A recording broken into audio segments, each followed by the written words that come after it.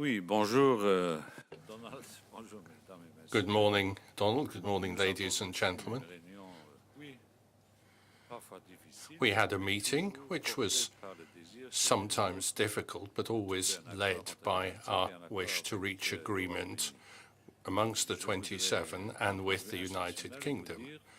Now, from an institutional point of view, I would simply like to say that the Commission is entirely satisfied with the outcome. We have agreed that there may be occasions where the 27 will need to meet as 27 without our British friends in order to discuss the future developments.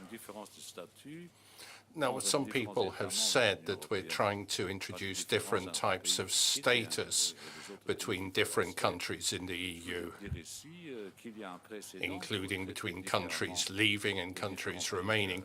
But there's a precedent, of course, for dealing with different countries in a different way. When I was president of the European Council in December 1997, I proposed to my colleagues that the Eurogroup be set up. There was great reluctance, the UK, Denmark, Sweden, and others.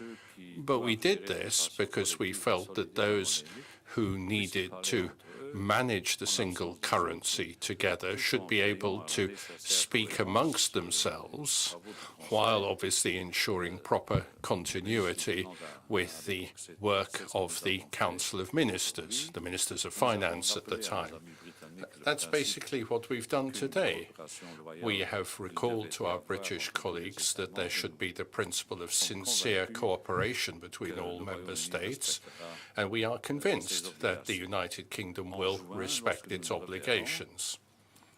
In June, when we meet again, we will not be renegotiating amongst ourselves or with the UK the agreement that was reached months ago, because the withdrawal agreement must be respected in its entirety.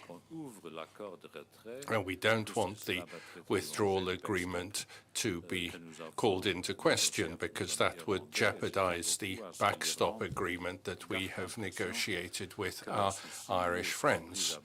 And I'm sure our Irish friends are comforted to see that their wishes and concerns have been taken into account by their friends in the European Union.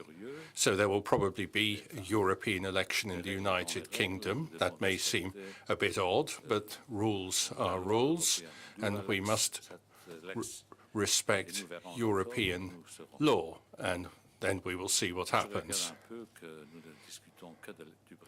I do rather regret the fact that we only talk about Brexit. I read the European press this morning. Brexit, Brexit, Brexit. But President Tusk and I reached an agreement that no one expected with China, and yet there was hardly anything about that in the international press. Well, Le Soir, of course, gave a detailed report. I mean, they did. It's true. After all, Le Soir reports well on things. The Neue Zürcher Zeitung.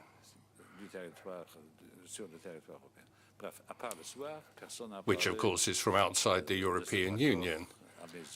Le Soir did report on what I consider to be a historic agreement. But what it proves is that we are over-focused on matters relating to Brexit and insufficiently focused on other matters that we work on. So yes, I'm very happy that an agreement has been reached amongst the 27. I think it was essential to demonstrate that the 27 stand united in their analysis and in their action, and in October we'll see what happens. A meeting, too long a meeting.